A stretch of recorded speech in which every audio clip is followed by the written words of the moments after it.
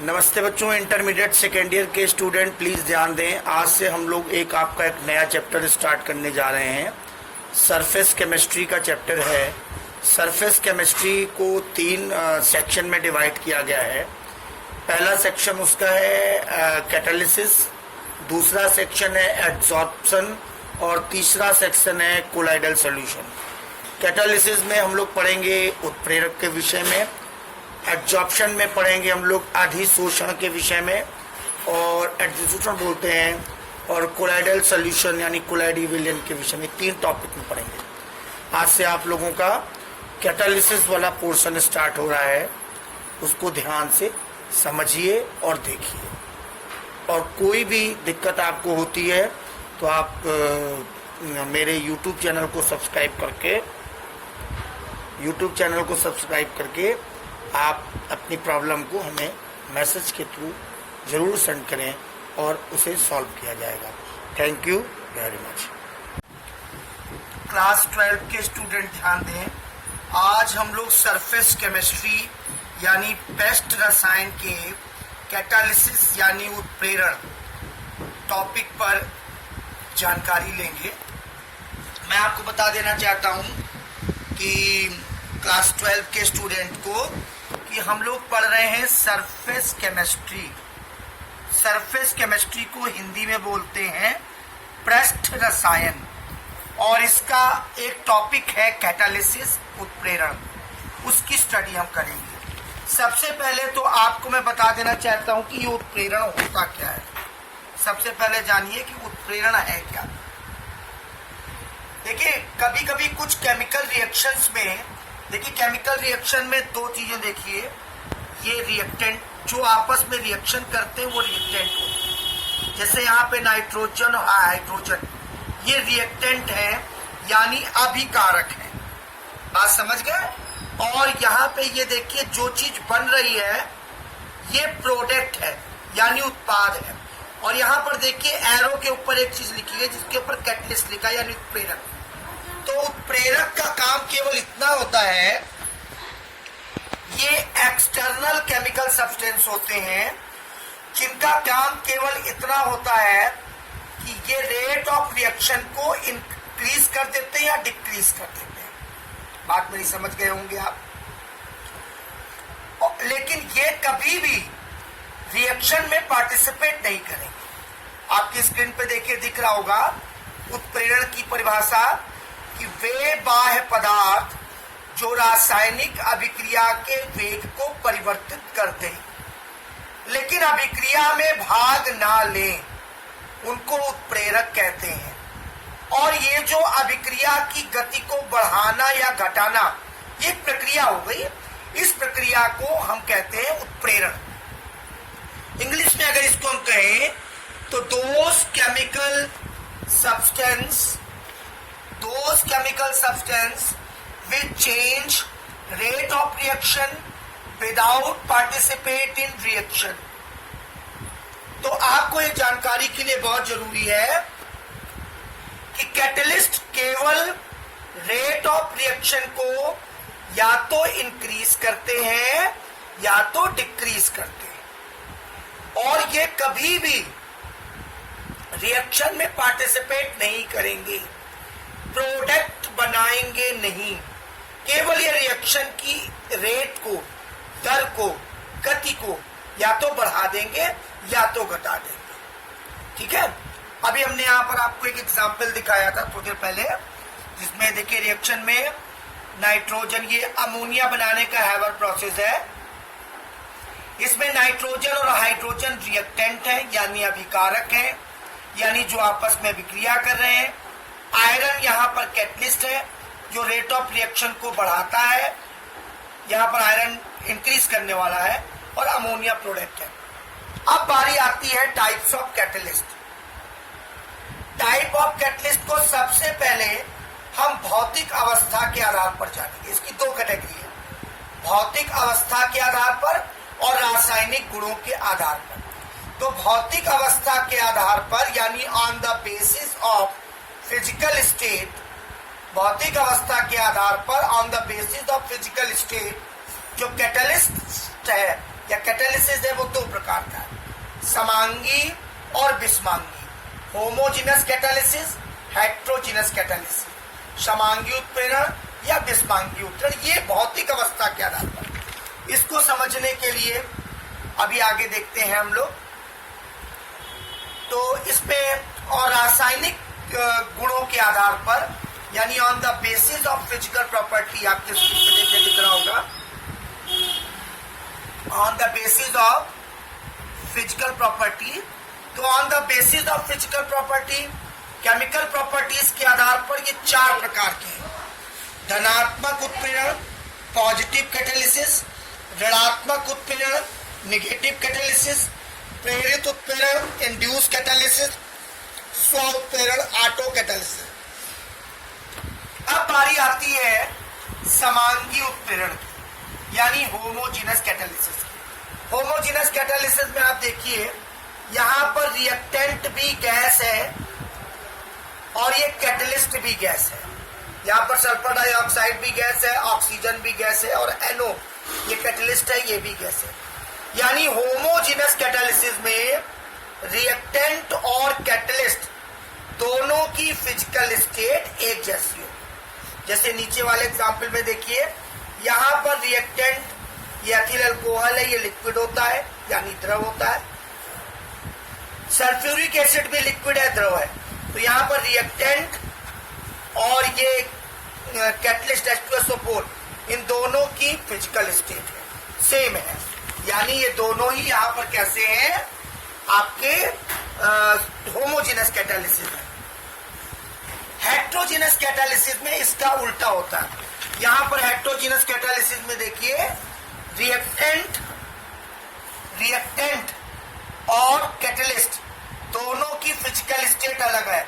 यहाँ पर nitrogen, hydrogen ये दोनों रिएक्टेंट है, यानी अभिकारक है, यानी अभिक्रिया करने वाले हैं, दोनों गैस है। और यहाँ पर जो कैटलिस्ट है वो आयरन है, और आयरन होता है सॉलिड। तो यहाँ पर देखिए रिएक्टेंट गैस है और कैटलिस्ट सॉलिड है, यानी यहाँ पर रिएक्टेंट और कैटलिस्ट दोनों की फिजिकल स्टेट बदल गई। तो यानी अगर हम बात करें तो होमोजीनस कैटालिसिस में रिएक्टेंट और कैटलिस्ट दोनों की फिजिकल स्टेट एक जैसी होगी, और हेट्रोजीनस कैटालिसिस में रिएक्टेंट और कैटलिस्ट दोनों की फिजिकल स्टेट अलग अलग होगी। अब बारी आती है पॉजिटिव कैटलिस्ट। पॉजिटिव कैटलिस्ट क्या करते हैं, किसी भी रिएक्शन के रेट ऑफ रिएक्शन को क्या कर देते हैं, इंक्रीज कर देते हैं। यहाँ देखिए, यहाँ पर अमोनिया बनाने के हैबर प्रोसेस में जो आयरन है उसको मिलाने से रेट ऑफ रिएक्शन यहाँ पर बढ़ जाता है। यहाँ पर ये पॉजिटिव कैटलिस्ट है। कि किसी प्रकार ये देखिए वेजिटेबल ऑयल है, हाइड्रोजन के साथ रिएक्शन करा रहे, निकल जैसे ही मिलाएंगे वेजिटेबल घी बनता है, यहाँ पर निकल भी पॉजिटिव कैटलिस्ट है। नेगेटिव कैटलिस्ट क्या करते हैं, आपकी स्क्रीन पे देखिए दिख रहा होगा, वे प्रेरक जो रासायनिक अभिक्रिया की गति को घटा दें। दो catalyst which are decreases rate of reaction, यानी negative catalyst rate of reaction को डिक्रीज कर देते हैं। इसका एक अच्छा एग्जांपल मैं आपको बताता हूं। क्लोरोफॉर्म को हमेशा कलर्ड बॉटल में रखा जाता है और एयर की अब्सेंस में, और सनलाइट भी ना हो। क्लोरोफॉर्म को कलर्ड बॉटल में एयर की अब्सेंस में और सनलाइट की अब्सेंस में रखा जाता है। क्यों रखा जाता है, उसका कारण यह है कि क्लोरोफॉर्म जो होता है वो एयर की प्रेजेंस में और सनलाइट की प्रेजेंस में ऑक्सीडाइज हो जाता है, और ऑक्सीडाइज होकर के पॉइजनस गैस फॉस्जीन बनाता है। फॉस्जीन COCl2 जो कि एक जहरीली गैस है। तो इसलिए इसको कलर्ड बॉटल में रखते हैं ताकि क्लोरोफॉर्म का ऑक्सीडेशन ना हो। और इसमें थोड़ी सी मात्रा में एथिल अल्कोहल मिला दिया जाता है, क्योंकि एथिल अल्कोहल क्लोरोफॉर्म के ऑक्सीडेशन के लिए नेगेटिव कैटलिस्ट का कार्य करता है। नेगेटिव कैटलिस्ट का एक नाम और भी है, संदमक, यानी इनहिबिटर्स। इनको हम इनहिबिटर्स भी कहते हैं, और ये रेट ऑफ रिएक्शन को इंक्रीज करते हैं। अब बारी आती है इंड्यूस कैटालिसिस। इंड्यूस कैटालिसिस में क्या होता है, जब एक केमिकल रिएक्शन दूसरी केमिकल रिएक्शन के लिए कैटलिस्ट का काम करती है। यहां पर देखिए, सोडियम सल्फाइड एयर में ऑक्सीडाइज होकर सोडियम सल्फेट बनाता है, लेकिन सोडियम आर्सेनाइड जो है वो एयर में ऑक्सीडाइज नहीं हो रहा है, यानी कोई रिएक्शन नहीं हो रही है। लेकिन जब सोडियम सल्फाइड और सोडियम आर्सेनाइड इन दोनों का ही ऑक्सीडेशन आप साथ साथ करेंगे तो दोनों ही ऑक्सीडाइज हो जाएंगे। फिर से समझिएगा, सोडियम सल्फाइड एयर में ऑक्सीडाइज होकर सोडियम सल्फेट बनाता है, लेकिन सोडियम आर्सेनाइड एयर में ऑक्सीडाइज नहीं होता, कोई रिएक्शन नहीं होती। लेकिन जब सोडियम सल्फाइड और सोडियम आर्सेनाइड यानी इन दोनों का एक साथ ऑक्सीडेशन कराते हैं, तो मैं आपको बता देता हूं, इसमें देखिएगा, सोडियम सल्फाइड का और सोडियम आर्सेनाइड का, इन दोनों का जब हम एक साथ ऑक्सीडेशन कराते हैं तो दोनों ही ऑक्सीडाइज हो जाते हैं। सोडियम सल्फाइड सोडियम सल्फेट बनाता है, सोडियम आर्सेनाइड सोडियम आर्सेनेट बनाता है। यानी यहां पर सोडियम सल्फाइड का ऑक्सीडेशन सोडियम आर्सेनाइड के ऑक्सीडेशन के लिए कैटलिस्ट का कार्य कर रहा है। अब बारी आती है ऑटो कैटालिसिस की। ऑटो कैटलिस्ट में जो प्रोडक्ट होता है वही कैटलिस्ट होता है। यहां पर देखिए, ये एथिल एसीटेट है, ये वाटर है। जब इसका हाइड्रोलिसिस करेंगे तो एसिटिक एसिड और एथिल अल्कोहल बनेगा। यहां पर भी देखिए, कोई एक्सटर्नल सब्सटेंस नहीं लिया है, केवल ये रिएक्टेंट है और ये देखिए केवल ये प्रोडक्ट है। अब होता क्या है कि जब हम एथिल एसीटेट का हाइड्रोलिसिस करते हैं तो एसिटिक एसिड और एथिल अल्कोहल बनता है।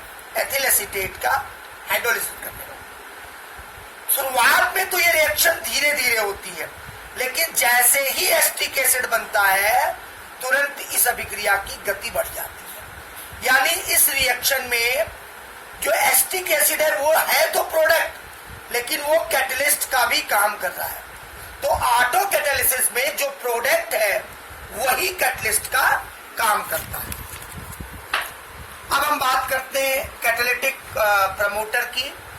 कैटालिटिक प्रमोटर क्या है? ये कैटलिस्ट नहीं है, ये केवल कैटलिस्ट की एक्टिविटी को इंक्रीज करते हैं। इनकी प्रेजेंस में कैटलिस्ट की कार्य क्षमता यानी वर्किंग टेंडेंसी बढ़ जाती है, और अगर कैटलिस्ट की वर्किंग टेंडेंसी बढ़ गई तो रिएक्शन की एक्टिविटी भी बढ़ जाएगी। और जो कैटालिटिक पॉइजन्स होते हैं वो क्या करते हैं?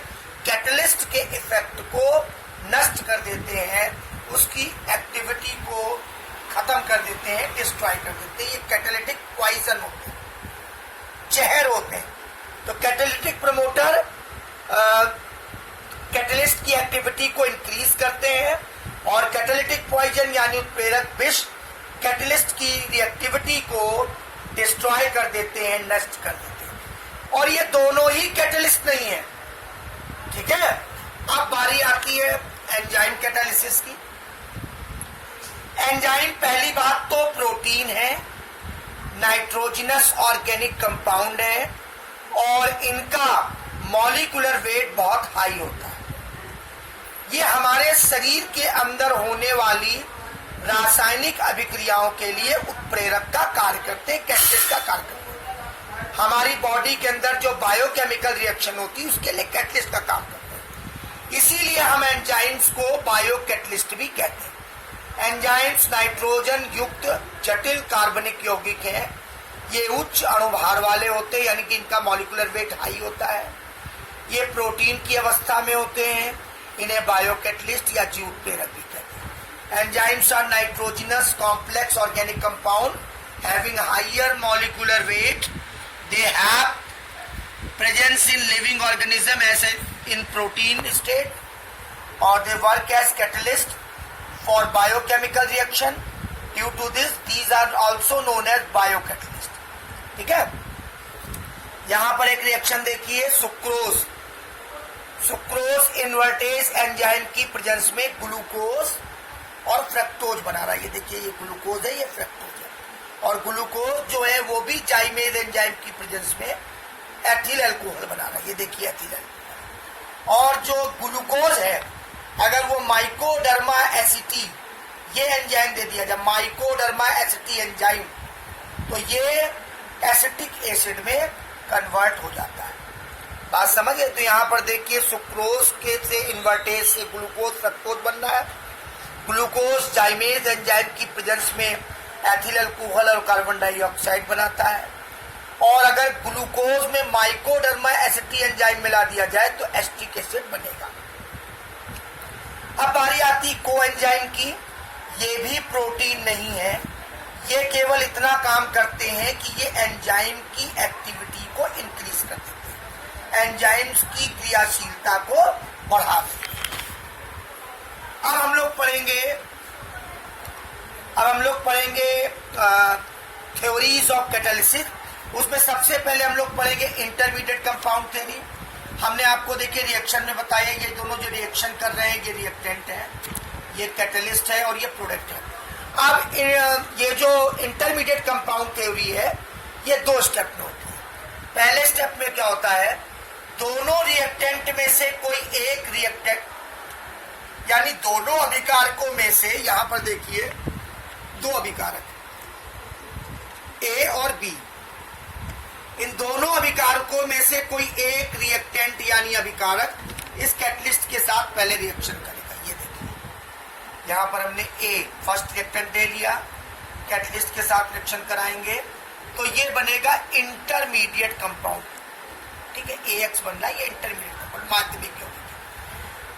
फिर ये जो इंटरमीडिएट कंपाउंड है ये सेकेंड रिएक्टेंट के साथ करता है और इससे प्रोडक्ट अलग हो जाता है, कैटलिस्ट अलग हो जाता है। जैसे यहां देखिए सल्फर डाइऑक्साइड ऑक्सीजन है, NO कैटलिस्ट है, SO3 बन रहा है।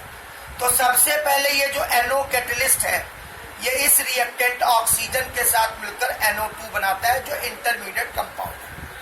और ये NO2 SO2 के साथ रिएक्शन करके प्रोडक्ट को अलग कर देता है और कैटलिस्ट रिएक्शन के लास्ट में ज्यों का त्यों मिल जाते हैं। आपको बता दें कैटलिस्ट में कोई चेंज नहीं होता है, वो रिएक्शन के लास्ट में आपको जैसे का तैसा मिल जाएगा। और एक बात और जान लीजिए, कैटलिस्ट का स्मॉल अमाउंट ही रिएक्शन के लिए सफिशिएंट है, मतलब थोड़ी सी मात्रा में ही आप कैटलिस्ट मिला देंगे तो काम हो जाएगा। और एडजॉर्प्शन थ्योरी क्या है, हालांकि एडजॉर्प्शन थ्योरी ज्यादा सफल नहीं रही, इसलिए ज्यादा सफल नहीं रही क्योंकि ये केवल सॉलिड कैटलिस्ट पर अप्लाई होती है। इसमें क्या होता है, जो सॉलिड कैटलिस्ट है वो रिएक्टेंट को एब्जॉर्ब कर लेता है। एब्जॉर्ब माने केवल लेयर तक रखता है, अंदर नहीं ले जाता। तो जो सॉलिड कैटलिस्ट होता है वो क्या करता है, सॉलिड कैटलिस्ट क्या करता है, सॉलिड कैटलिस्ट जो होता है वो रिएक्टेंट को अपने सरफेस पर एब्जॉर्ब कर लेता है। यानी जो रिएक्टेंट्स के मॉलिक्यूल्स हैं वो कैटलिस्ट की सतह पर यानी सरफेस पर ऊपर ऊपर रहते हैं, अंदर तक नहीं जाते। जब वो एब्जॉर्ब करता है तो रिएक्टेंट की जो कैटलिस्ट का जो सरफेस है उस पर रिएक्टेंट के मॉलिक्यूल्स का कंसंट्रेशन बढ़ जाता है। यानी कैटलिस्ट की सतह पर जो आपका कैटलिस्ट की जो सतह है उस पर रिएक्टेंट के मॉलिक्यूल्स का कंसंट्रेशन बढ़ जाता है।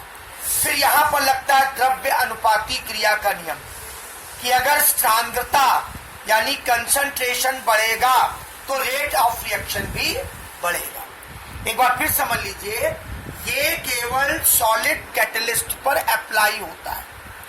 इसमें क्या होता है कि जो सॉलिड कैटलिस्ट का सरफेस होता है वो रिएक्टेंट के मॉलिक्यूल्स को एब्जॉर्ब कर लेता है, यानी सतह की ऊपर इकट्ठा कर लेता है।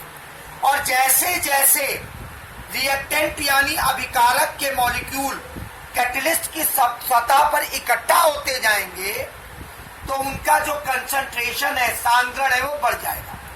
अब जो लॉ ऑफ मास एक्शन कहता है, लॉ ऑफ मास एक्शन क्या कहता है, द्रव्यानुपाती क्रिया का नियम क्या कहता है कि अगर कंसंट्रेशन बढ़ेगा तो रेट ऑफ रिएक्शन भी बढ़ेगा। दूसरा आपका है मॉडर्न एडजॉर्प्शन थ्योरी है। जो मॉडर्न एडजॉर्प्शन थ्योरी है आपको बता देता हूं, वो आधुनिक जो आपका मॉडर्न एडजॉर्प्शन थ्योरी है वो इंटरमीडिएट कंपाउंड थ्योरी और एडजॉर्प्शन थ्योरी दोनों का ज्वाइंट रूप है। इसमें क्या होता है, जो कैटलिस्ट की सतह है उसमें हर एक पॉइंट पर कैटालिसिस नहीं होता। जैसे मैं बता देना चाहता हूं एक आपको डायग्राम के थ्रू, इसमें देखिएगा मेरी चीज को। जैसे मान लीजिए ये देखिए, ये आप ये देख रहे हैं,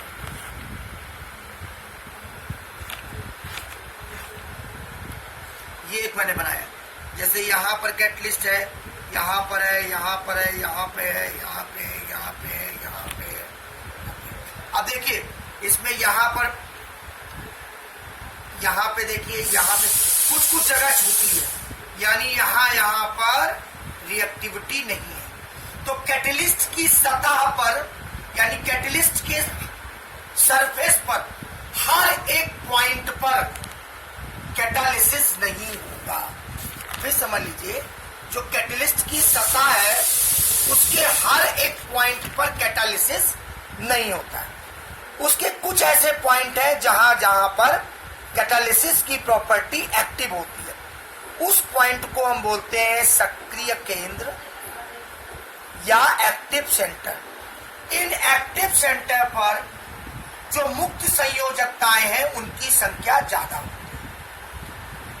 अब एक आपको बता देता हूं, एक प्रश्न आता है कि सॉलिड मिक्सचर फॉर्म में ज्यादा इफेक्टिव क्यों है। उसका कारण यही है, मिक्सचर फॉर्म में क्या होता है, सॉलिड जब मिक्सचर के फॉर्म में आ जाता है या छोटे छोटे टुकड़ों के फॉर्म पे आ जाता है कैटलिस्ट, तो कैटलिस्ट का जब आप मिक्सचर बना लेते हैं या कैटलिस्ट के जब आप छोटे छोटे टुकड़े कर लेते हैं, तो यानी कैटलिस्ट की सरफेस बढ़ जाती है। सरफेस जितना ज्यादा बढ़ेगा एक्टिव सेंटर उतना ज्यादा होगा। एक्टिव सेंटर जितना ज्यादा होंगे उतना ज्यादा मुक्त संयोजकताएं यानी फ्री बैलेंसी होंगी, और जितना ज्यादा फ्री बैलेंसीज होंगी यानी मुक्त संयोजकताएं होंगी उतना ज्यादा रिएक्टेंट यानी अभिकारक के मॉलिक्यूल्स का एब्जॉर्प्शन होगा यानी अधिशोषण होगा, यानी उतना ज्यादा रिएक्टेंट के मॉलिक्यूल्स कैटलिस्ट की सतह पर आएंगे और रेट ऑफ रिएक्शन अपने आप ही बढ़ जाएगा। ठीक है, आपको मैं एक बात और बता देना चाहता हूं, नॉर्मल कैटलिस्ट और इसमें अंतर इतना ये है कि नॉर्मल कैटलिस्ट के लिए जो नॉर्मल कैटलिस्ट होते हैं वो इनऑर्गेनिक होते हैं। जो एंजाइम कैटलिस्ट होते हैं वो नाइट्रोजनस ऑर्गेनिक कंपाउंड होते हैं यानी कार्बनिक यौगिक होते हैं। नॉर्मल यानी सामान्य उत्प्रेरक जो होते हैं उनका ऑप्टिमम टेम्परेचर 70 डिग्री सेल्सियस से ज्यादा होता है यानी अनुकूलतम ताप, और जो एंजाइम कैटलिस्ट है उनका जो ऑप्टिमम टेम्परेचर है अनुकूलतम ताप है वो 30 से 35 डिग्री सेल्सियस होता है। तो ये कैटालिसिस है, मैंने आपको कुछ एक्सप्लेन किया है। ठीक है, इसको आप ध्यान से देखिए। Thank you. हेलो बच्चों, यहाँ देखिए मैं आपको ये यहाँ पे आपकी स्क्रीन पे दिख रहा होगा, मैं आपको दिखाना चाह रहा हूँ एंजाइम कैटलिस्ट और अन्य जो अदर कैटलिस्ट है उनमें आपको मैं अंतर दिखाना चाह रहा हूँ। गौर से देखिएगा, देखिए आपकी स्क्रीन पे दिख रहा होगा। जो एंजाइम कैटलिस्ट होते हैं वो उच्च अणुभार यानी उच्च अणुभार का मतलब ये होता है हाइयर मॉलिक्यूलर वेट वाले नाइट्रोजनस ऑर्गेनिक कंपाउंड होते हैं, और जो अदर कैटलिस्ट होते हैं वो आपके एलिमेंट हैं या इनऑर्गेनिक कंपाउंड। ये विशेष अंतर है, मैं आपको बता देना चाहता हूं। जो एंजाइम कैटलिस्ट होते हैं वो ऑर्गेनिक कंपाउंड है यानी कार्बनिक यौगिक है, और उनका मॉलिक्यूलर वेट भी हाई होता है। ठीक है, और जो अदर कैटलिस्ट होते हैं वो एलिमेंट भी हो सकते हैं या आपके ऑर्गेनिक कंपाउंड भी हो सकते हैं, और इनका मॉलिक्यूलर वेट कम होता है। जो एंजाइम कैटलिस्ट होते हैं, आपकी स्क्रीन पे देखिए दिख रहा होगा, जो एंजाइम कैटलिस्ट होते हैं वो लिविंग प्लांट्स और एनिमल्स में मिलते हैं। जो अदर कैटलिस्ट होते हैं वो नॉन लिविंग सब्सटेंस होते हैं। एंजाइम कैटलिस्ट पर अल्ट्रा वायलेट रेज यानी पराबैंगनी किरणें जब पड़ती हैं तो एंजाइम कैटलिस्ट नष्ट हो जाते हैं, लेकिन अदर कैटलिस्ट नष्ट नहीं होते। जो एंजाइम कैटलिस्ट हैं ये वाटर के साथ कोलाइडल सॉल्यूशन बनाते हैं, लेकिन अदर कैटलिस्ट नहीं बनाते। एंजाइम कैटलिस्ट जो होते हैं ये उत्क्रमणीय यानी रिवर्सिबल रिएक्शन देते हैं, और जो अदर कैटलिस्ट हैं वो रिवर्सिबल और इरिवर्सिबल, उत्क्रमणीय अनुत्क्रमणीय दोनों देते हैं। जो एंजाइम कैटलिस्ट होते हैं उनका जो टेम्परेचर होता है 25 से 30 डिग्री सेल्सियस होता है, उससे ज्यादा टेम्परेचर पर वो बेकार हो जाते हैं। और जो अदर कैटलिस्ट होते हैं उनका टेम्परेचर 70 डिग्री सेल्सियस से ज्यादा होता है। Thank you very much.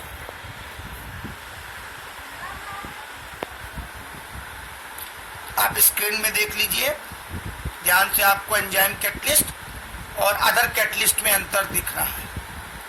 Enzyme जो होते हैं कैटलिस्ट होते हैं वो ऑर्गेनिक कंपाउंड होते हैं, अदर कैटलिस्ट इनऑर्गेनिक यानी अकार्बनिक है। एंजाइम्स लिविंग थिंग से मिलते हैं, other catalyst non living thing से मिलते हैं। Enzyme catalyst ultra violet rays के इफेक्ट से नष्ट हो जाते हैं, अदर कैटलिस्ट पर कोई प्रभाव नहीं। एंजाइम कैटलिस्ट वाटर के साथ कोलाइडल सॉल्यूशन बनाते हैं, अदर कैटलिस्ट नहीं बनाते। एंजाइम कैटलिस्ट केवल इरिवर्सिबल रिएक्शन रिवर्सिबल रिएक्शन उत्क्रमणीय अभिक्रिया देते हैं, लेकिन जो अदर कैटलिस्ट हैं वो रिवर्सिबल और इरिवर्सिबल दोनों देते हैं। और जो एंजाइम कैटलिस्ट होते हैं उनका ऑप्टिमम टेम्परेचर 25 से 35 डिग्री सेल्सियस, 70 डिग्री सेल्सियस से ज्यादा हुआ तो निष्क्रिय यानी इनएक्टिव नष्ट। और जो अदर कैटलिस्ट हैं वो 70 डिग्री सेल्सियस से अधिक टेम्परेचर पर भी इफेक्टिव होते हैं। Thank you very much.